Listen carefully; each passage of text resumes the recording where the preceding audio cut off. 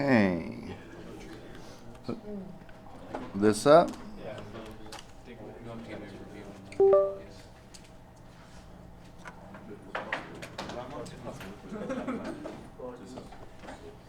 TV's warming up. Especially context like Larry's thing. I didn't research it. That's the guy that I wish I smoked a lot. And so I will be Larry's thing a lot. I have AirPods, but where I have these piercing right here, it gets in the way. Yeah. It's like, There we go. All right. Let's get started. Lecture 34. We are definitely winding it down. I think we're 75% of the way there.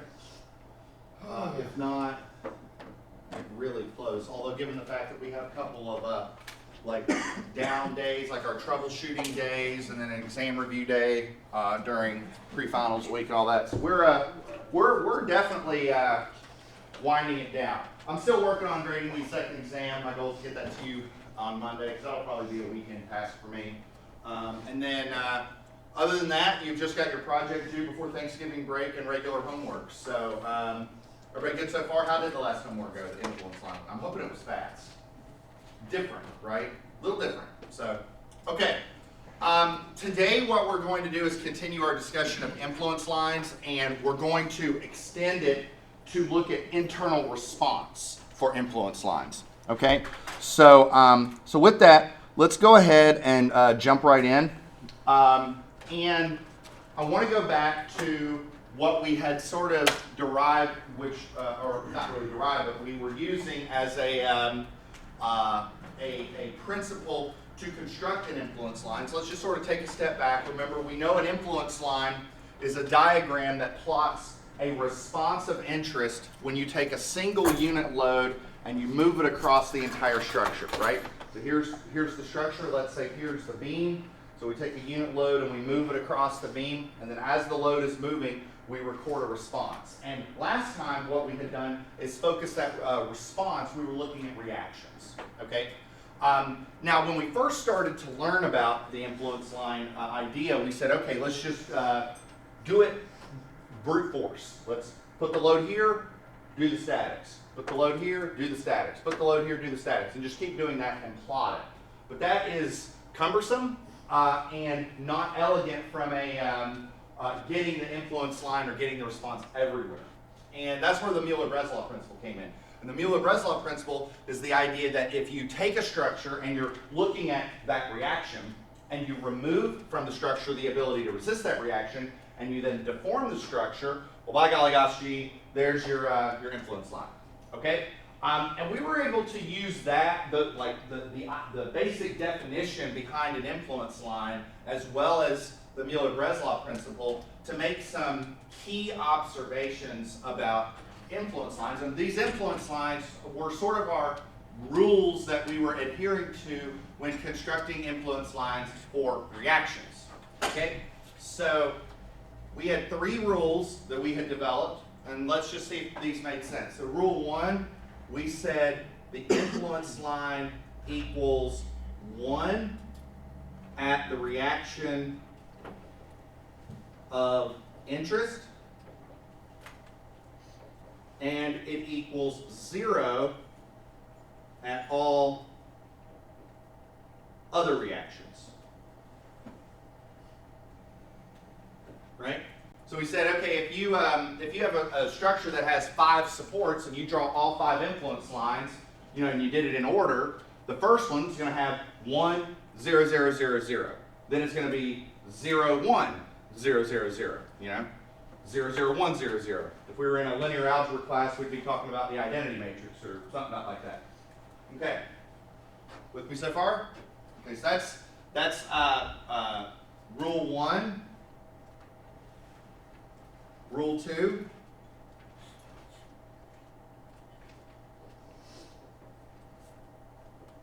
They were all straight lines, okay?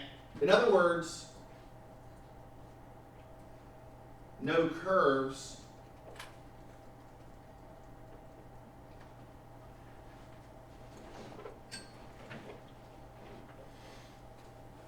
for determinate structures, right?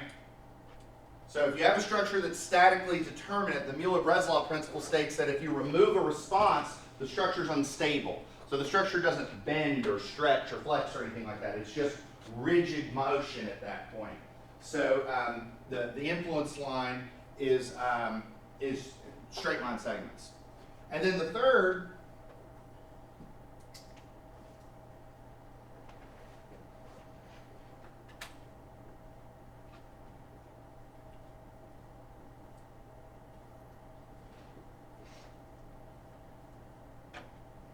that hinges change the slope, right? So, for example, if you had a beam that had a hinge at one point, it goes whoop, whoop, and the hinge is sort of where there's a kink in the slope, like it just goes like that, okay? Does that make sense? And so if you go to like my next slide, that's literally what I've got here, you know? The influence lines equal 1 at the reaction of interest and 0 at all the reaction straight line segments, and the hinges change the slope, okay? What we are interested in today is rules for influence lines for shear and moment, okay? So I'll say a couple things about the influence lines for shear and moment, and we're gonna do some of these problems here in a bit, but there are a couple rules that I want to get out of the way. Okay?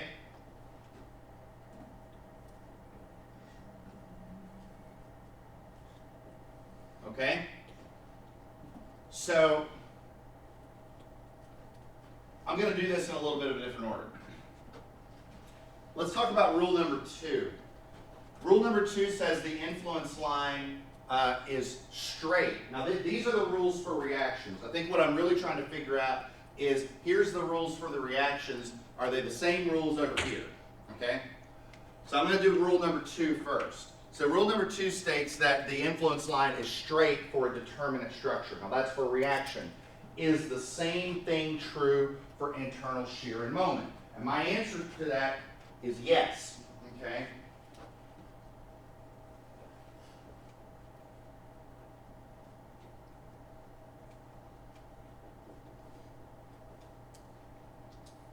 Okay?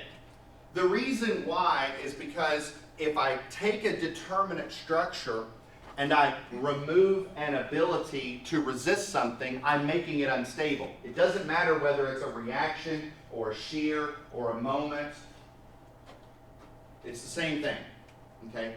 So influence lines for shears and moments are going to be straight line segments. And I'm telling you all this because if we have an exam or a homework assignment and you're drawing an influence line for a determinate structure and you're wanting to like curve the line, you are doing something wrong. Okay? That's why I'm telling you that. Okay. What about rule number 3? Is rule number 3 the same? Yes.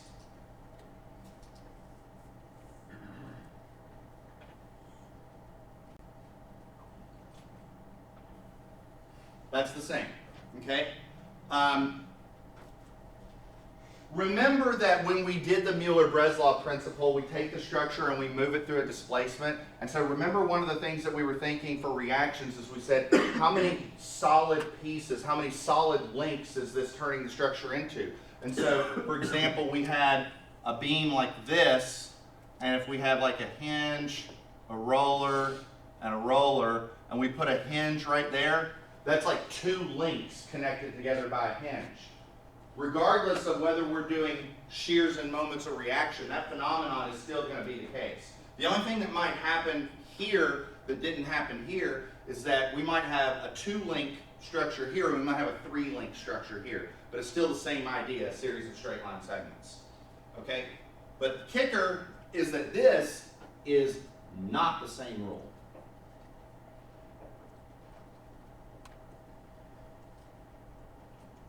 But I would argue that for shear and moment influence lines, it's even easier over here, okay? So let's see if we can reason through this rule before we even start talking about the influence lines. Let's see if we can reason through this. Okay, so what we're trying to do is we're trying to draw the influence line for the internal shear and the internal moment at a given point in the structure. Okay, so a long time ago, I sat here on this table and I said, okay, what happens if the mechanical engineer in here with the lightsaber cuts through the table right here? I fall down, right? Okay, and his grade's going to suffer, right? Everybody with me on that? Okay, all right. The reason is that that point in the structure where we cut the section has an internal shear and an internal moment, right? With me so far? Okay. The idea behind an influence line for shear or an influence line for moment is this. He makes the cut at the same place every time. I just sit in a different spot. So I sit here, he makes a cut. Sit here, he makes a cut. Sit here, he makes a cut. With me so far? So the idea is that we're recording the internal response at that cut as I move across the beam. Okay? So here's my question. What happens if I'm sitting right at the reaction? How much force is inside the table right here? Nothing. Does that make sense? That if I were standing right here on the structure isn't really seeing anything. If I'm standing right here, the structure isn't seeing anything. The structure only sees internal response when I'm actually applying the load to the structure, not directly to the supports. Everybody with me on that? So here's my point. The rules for reaction influence line said that the influence line equaled 1 at the reaction of interest and 0 at all other reactions. What do you think that the influence line rule is going to say right here? 0 at all reactions? Boom.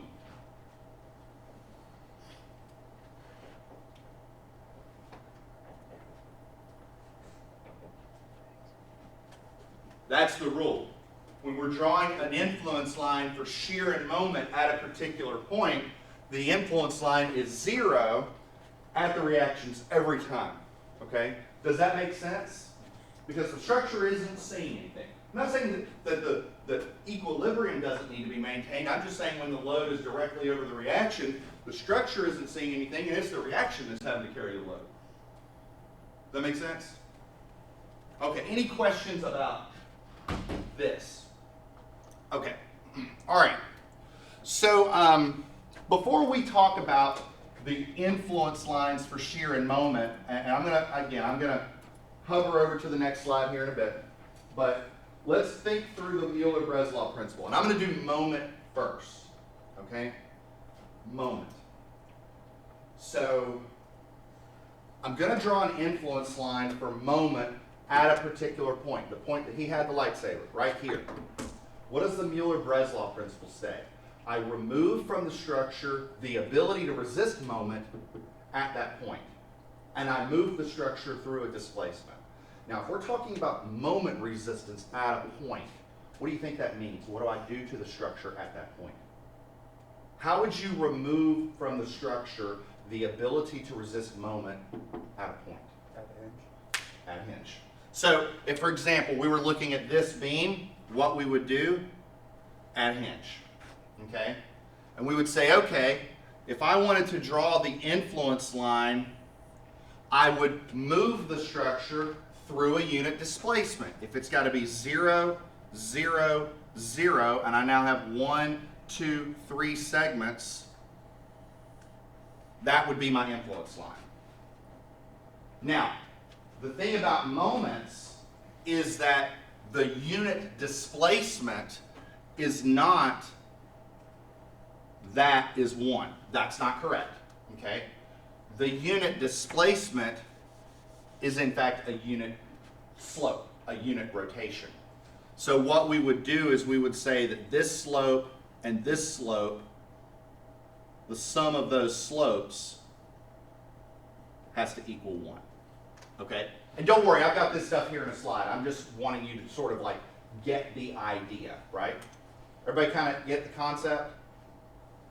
The idea is that we remove from the structure the ability to resist moment at a given point, and we move it through a unit displacement. But the unit displacement has to be associated with the response, right? For moments, it would be a rotation. For shears, I mean, what does internal shear look like at a given point? what does internal shear look like? What does it go down and go up? What does internal moment look like at a given point? What does internal moment look like? It goes like that and like that. So sort of like we do that and that, so much that that total rotation is 1. Does that make sense? Okay, if that makes sense, now I've been talking a lot. Let me go to the PowerPoint. Okay. If it's going to click. All right, so influence lines for internal shears and moments. Okay, so I have a structure here. It's the same structure, and we're going to draw the influence line for the internal shear here, internal moment here. Okay, so I think my pen might have died. I don't know. I didn't charge it. So this is what the influence line for shear looks like. And so the idea is that we go down a little bit on this side, we go up a little bit on this side. Okay, and we do that such that that total jump is 1. Okay, and I'll talk about how we figure that out here in a bit. For moments, it would look like this. We go up a little bit here, up a little bit here, and we do that such that the total slope is 1. Okay?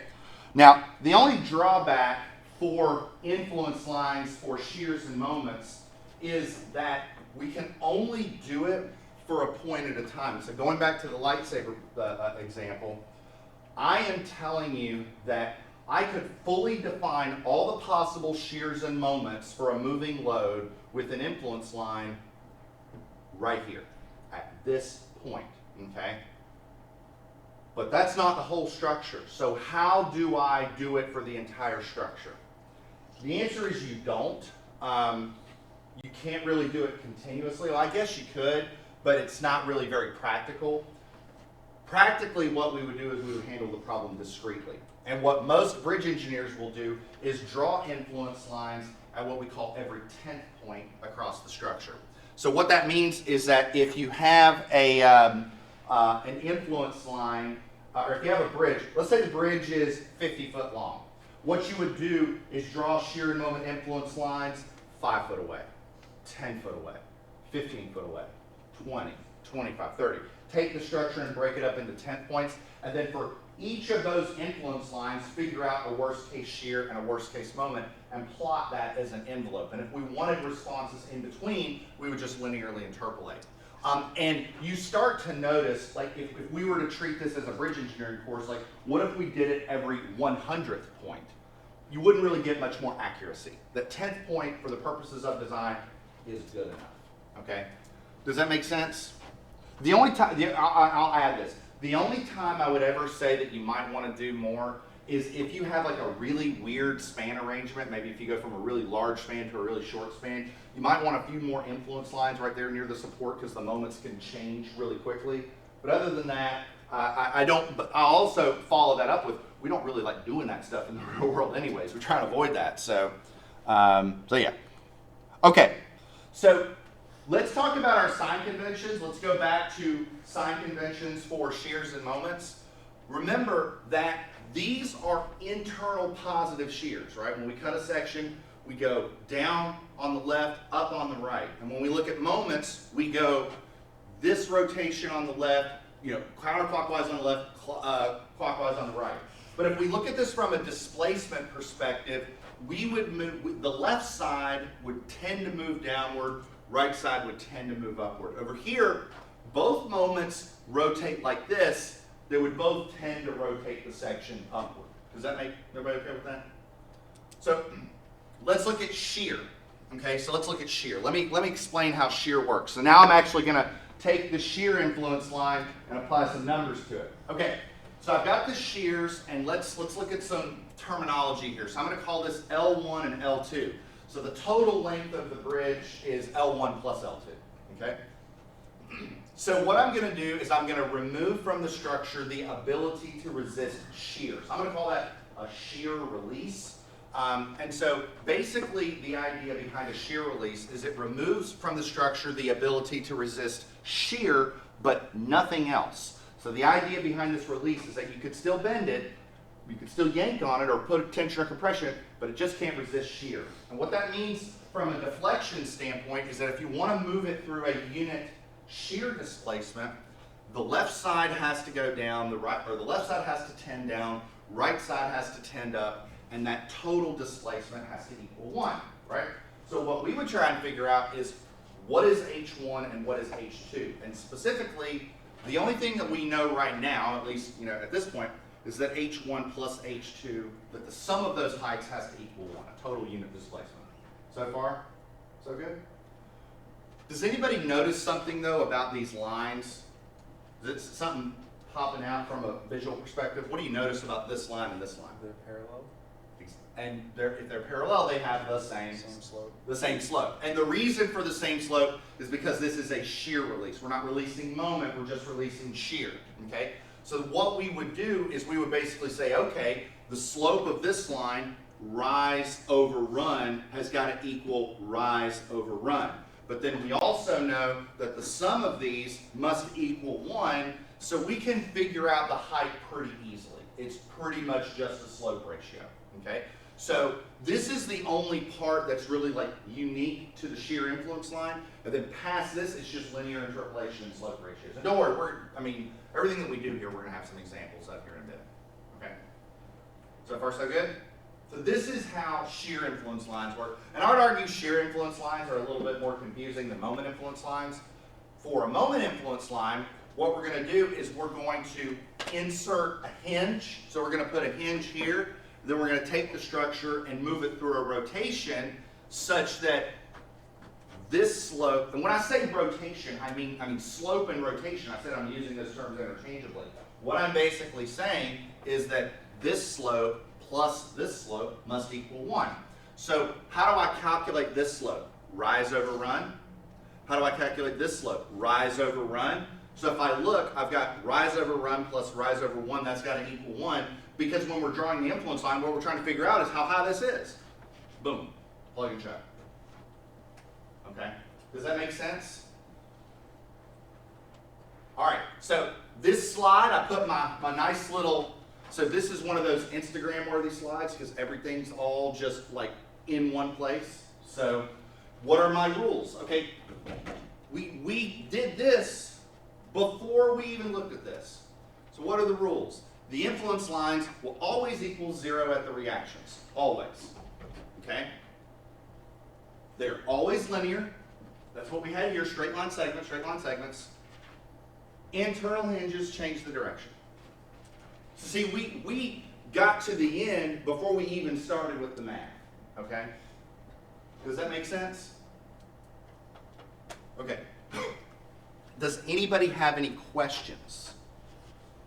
Okay. All right. So I want to go back to the notebook, to the right class, by the way. Okay, let's go back to example 1. Okay, and by the way, I hope this, okay, that's going to work. All right.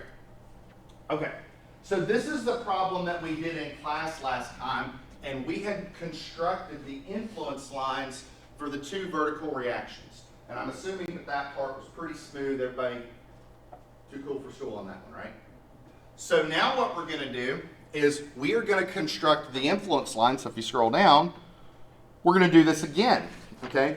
But specifically what we're going to do is we are going to construct the influence line. Oh my, what happened there? My pen got wider. Why did all my pens get wider? What happened there? I don't know. Technology. We're going to draw the influence line for the shear at B and for the moment at B. Actually, you know what? Let's not shortcut this. Let's say influence line. That's one of those things that causes us to confuse influence lines with shear and moment diagrams. This is an influence line. Okay. Let's do the influence line for shear first. Can somebody tell me my rule for, like, what are these rules going to do to help me construct the influence line for the shear at B?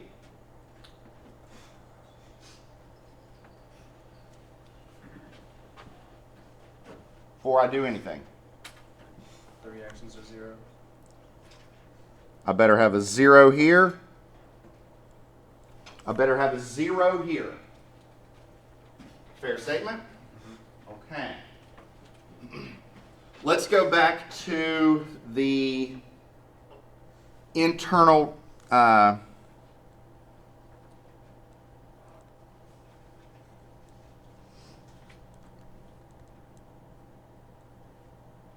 that's my internal sign convention for positive shear. And by the way, if I install a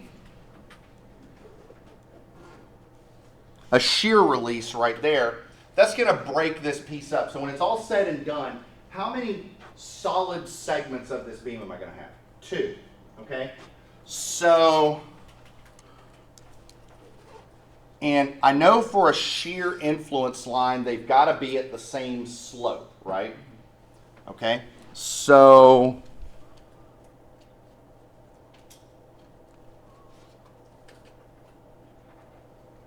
is that a way of reasoning through it? Yeah. It's the only thing that makes sense, isn't it?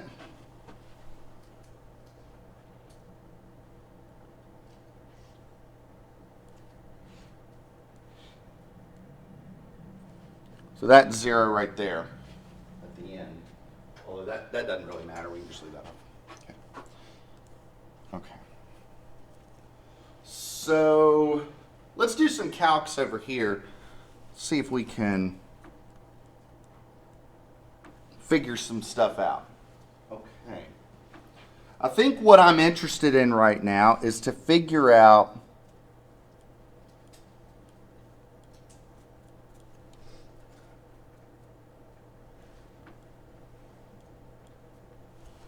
H1, and I'm interested in figuring out H2. Honestly, I think that little thing I drew there is probably going to make things more confusing than if I just got rid of it. Okay. So what do I know about H1 plus H2? That equals 1. Okay? What else do I know about this? I know that the slopes of these lines are equal, right? So what is the slope of the line on the left? And don't worry about signs. Let's just rise over run. It's going to be H1 over what? 20 has got to equal H2 over 10, right? So would it be fair to say that H1, hold on, let's do it like this. Is that fair to say? H1 is 2H2. Like this height is going to be double that. So what I'm going to do, I'm going to say, well, if that's the case, move this down a little bit. If that's the case, let's replace that with 2H2.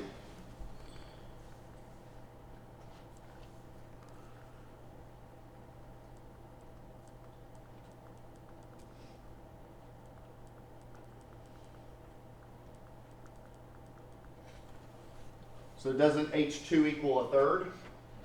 So if H2 equals a third,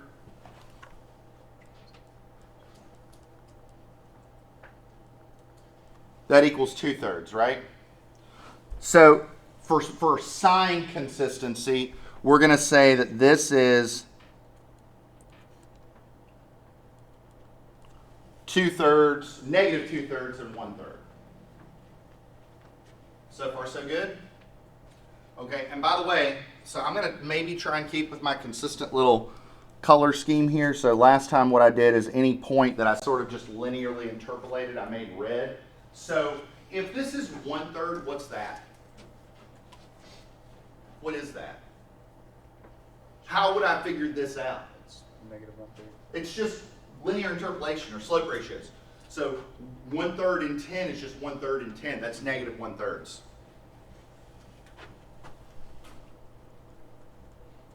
Okay. Does that make sense? Well, Well, ladies and gentlemen, that's your first internal influence line. Now, I'm going to show you something that is common with convention, and that's to do that, to put negatives, positives, and negatives. Okay? Let me explain why. Okay.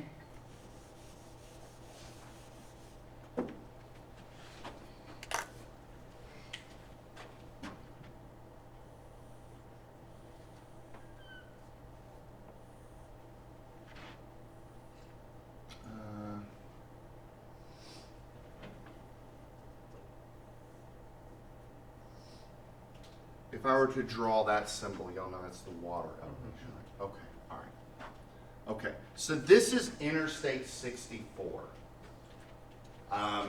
That's a bridge on Interstate 64, right? Does the traffic on Interstate 64 literally have a consistent density from here to Charleston? No, right? Like you might have a group of cars right here, a group of cars right here, a group of cars right here, so on and so forth, right? So if we were to simulate traffic, like here's the road, right? The road's what Dr. Abdulebde cares about, the bridge is what I care about, the water's what Dr. Wade cares about. I care about the bridge. Let's talk about the bridge, okay? So here's the bridge,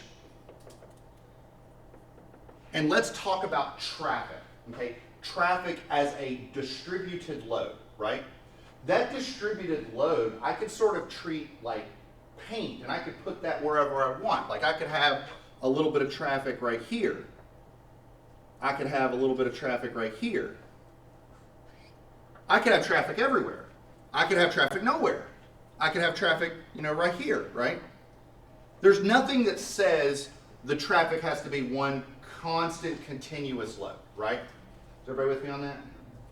All right, here's what I'm getting at. Okay, so how would you apply an influence line in this case? Okay, here's what I propose. Oh, let's actually draw.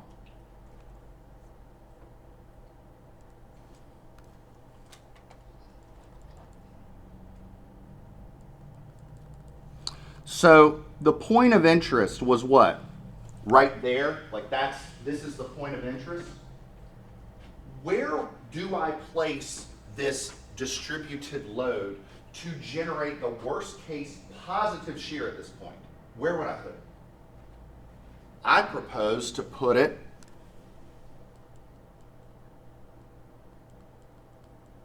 right there. Why there? Because this is the response due to a load anywhere on the structure. This is the only place on the structure that would generate positive shear, right? That's it. So if that's the case, where would I generate worst case negative shear? How about everywhere else? How about this? How about here's the structure.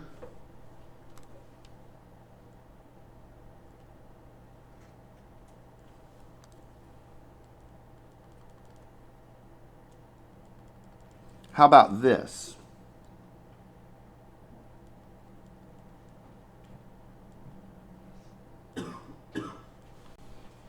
Right?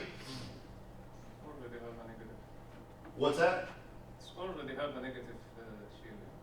Well, no. Okay, here's what I'm saying. Here's what I'm saying. I don't want you to think about the value that is at a given point. I want you to think about the range of values that it can see. Here's what I'm getting at. If I wanted to generate, as you said, like negative, like if I were to draw the shear diagram, there's going to be a jump, right? There's going to be a negative and positive. But I propose that if I were to draw the shear diagram, I'm going to get a jump, but I am going to get a positive value on the shear diagram right here, right? I propose that positive value for this can never be any higher, because to place the load anywhere else would cause that maximum to go down. Whereas on the flip side, this is going to have a jump on the shear diagram. There's going to be a negative value there, right? I cannot get a lower value on the shear diagram than placing the loads right here.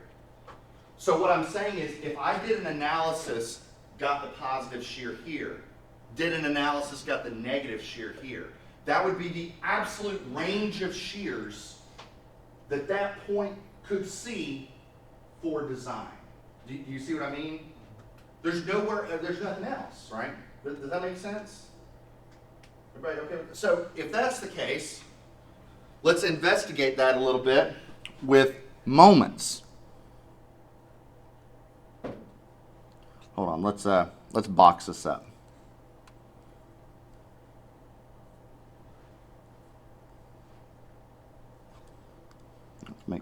Put this a little lower. And honestly, if you don't believe me, try this. Like, you ought to like ignore all the influence line stuff and make this like 1 kip per foot. Draw the shear diagram and then put the load anywhere else and see if you can get a bigger positive value at this point. And I guarantee you can. You know, guarantee it. All right. Let's do moments. Okay. I'm gonna drop this moment line just a little bit. We'll do that. Okay. So let's go to our rules and tell me, what can I identify on this moment influence line right now? 0 at the reactions. 0 at the reactions. That doesn't change. All right.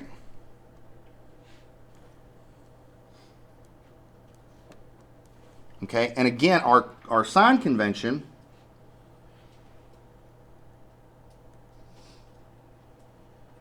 for positive moment is like this, right?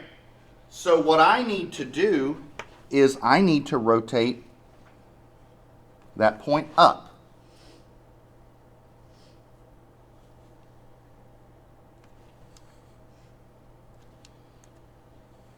Actually.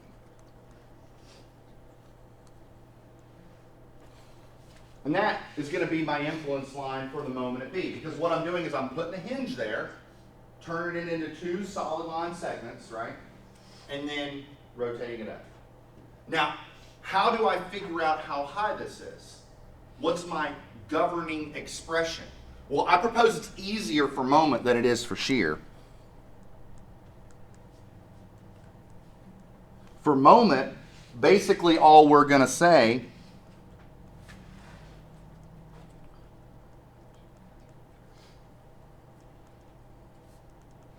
is the 2 slopes have to equal 1. There's a reason I write out the word slope, because in algebra you use m for slope, but I don't want to confuse m with moments, so I just write it out. All right, how do we determine the slope of this line if we're going to say that this height is h? How do we determine the slope of this line on the left? What is the slope? Rise over run. And so it's going to be h over what? H over 20? Yep. And what about the other side? H over 10. Right? And now we're getting into those fraction rules that everybody loves. So this is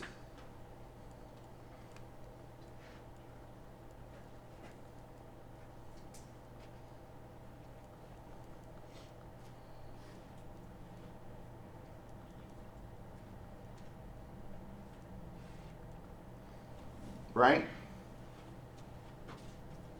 Remember that?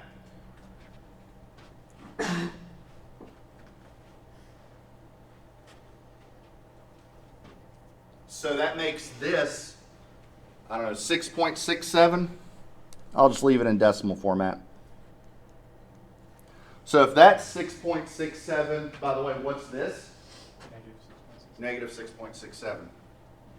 And that's your influence line. That's all there is to it.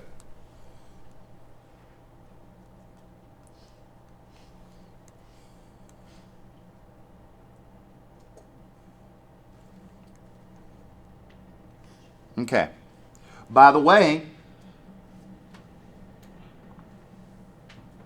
let's conduct our little distributed load exercise.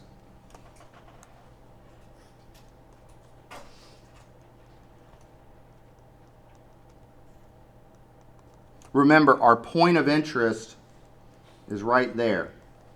So where do I place the load to generate worst case positive bending?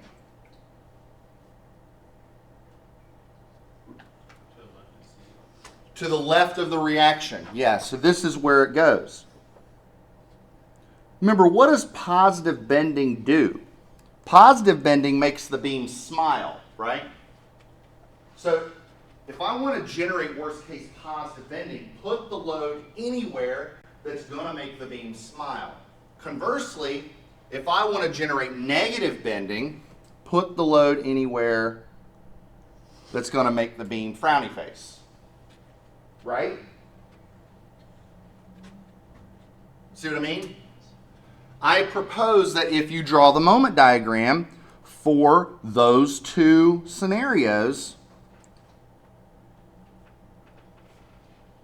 that's the worst range of bending moments that this point can see.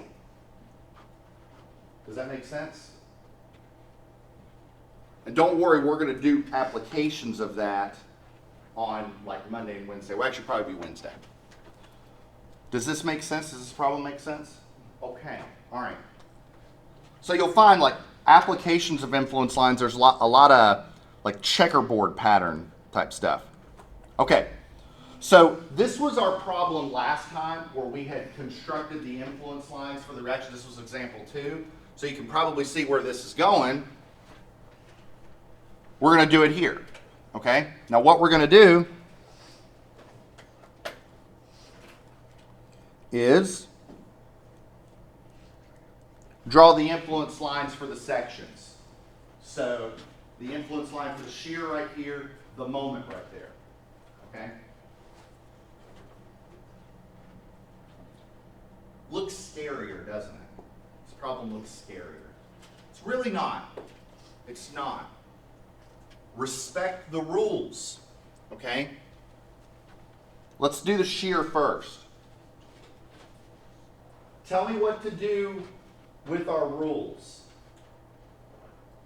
What do I know off the bat? Reactions of 0, 0, 0.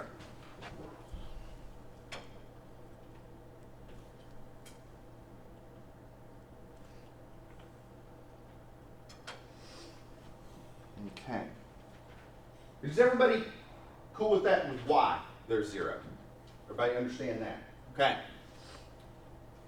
All right. So I'm going to put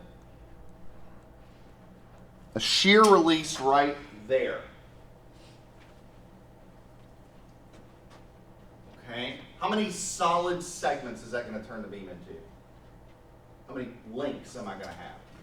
3. I'm going to have here to here, here to here, here to here. So let's look at the shear release first. Which side goes down, which side goes up?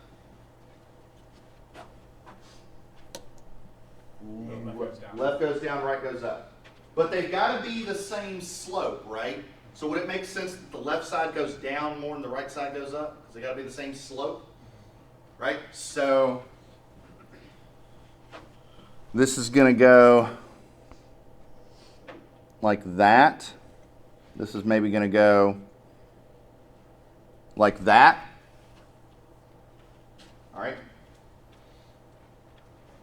So from here to here, it's a line. What happens from B to the hinge? So it goes like this, right? We got to figure that out. What happens from B to the hinge? Do I go up, down? I can't. That's the perfect word, continue, because this is all one piece. Now, which rule is going to kick in right here at the hinge? Flip slope. What'd you just say? Flip slope. Hinges change the slope of the of the influence line. So it's going to look like that. That is the influence line for the shear at section 1-1. Okay? And so it also tells me if I want to generate negative shear at this section, put the load here. Positive load, put it everywhere else. Okay, so How do I get values? Well, we can do this really quickly. So we'll call this H2, H1, right? And then we know that H1 is going to be over what as H2 is over what? H1's over what? 14. 14, as this is over 6. 6. Okay? So H2 is 6 over 14 H1, or 3/7 H1. Does that make sense? So take this, replace it with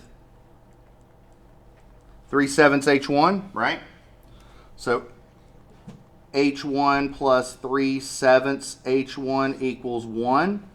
What is H1 plus 3/7 H1? 10/7 H1?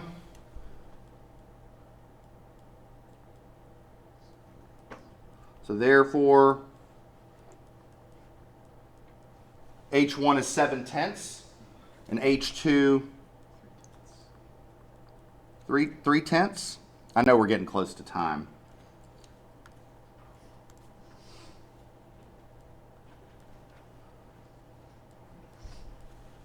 So H1 is negative 0.7. This is 0.3, right? By the way, I'm curious if anybody has an idea of what that value is. Or how would we figure it out? 0.7 is to 14 as something is to 8. So we'll call this, I don't know, H3. So we'll say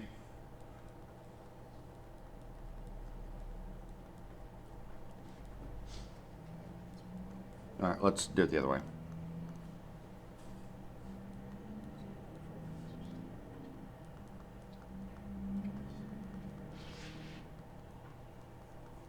Point 4. So this is 0.4. Is that our influence line? Looks like it. Let's see if we can knock out the moment room really quick. I'm going to drop it down a little bit.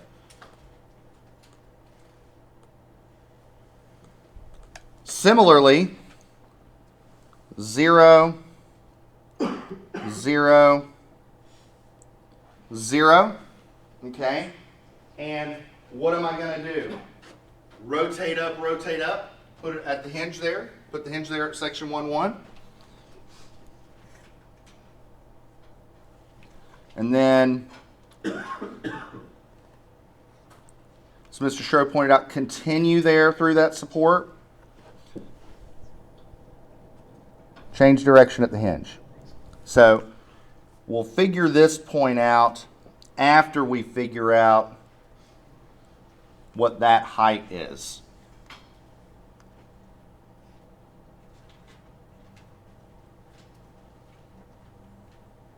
And that height is going to be pretty easy to figure out. Here, I'll strike a line through that so we can see the difference. All right, so let's see, 14 and 6. So this is going to be h over 14 plus h over 6 is 1.0, right? Because we have a slope here and a slope here, and the sum of those slopes must equal 1. Is everybody with me on that? Okay, so go back to fractions.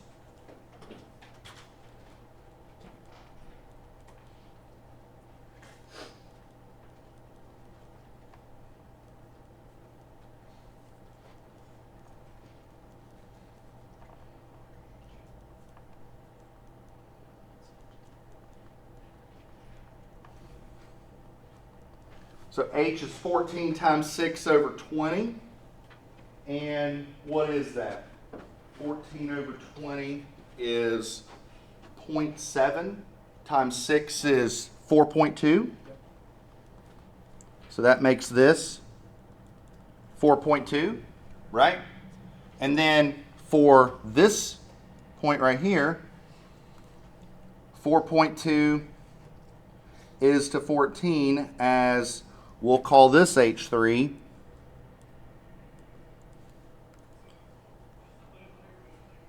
Is to 8.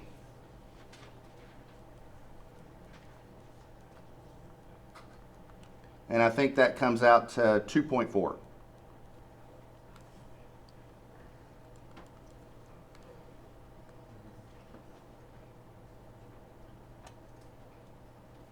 What do you think? I know I went a minute over, my apologies. But does that make sense? Yes, real quick. Why does the moment behave the opposite of the shear?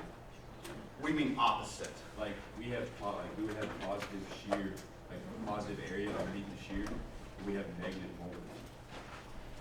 Oh, that's a great question.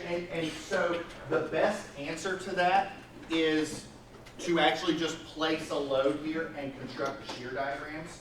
What ends up happening is, yeah, you have positive area, but the direction of the reaction is negative. Keep in mind, though, the thing to keep in mind is what we're talking about is not the shear and moment here on the shear diagram. We're talking about the shear and moment right here. What I'm saying is that if you place loads here, you might have reactions that go down or up because of the uplift. Sound good? All right, I'll pull the code up one more time. That's all I got, everybody. Again, sorry for a couple minutes extra.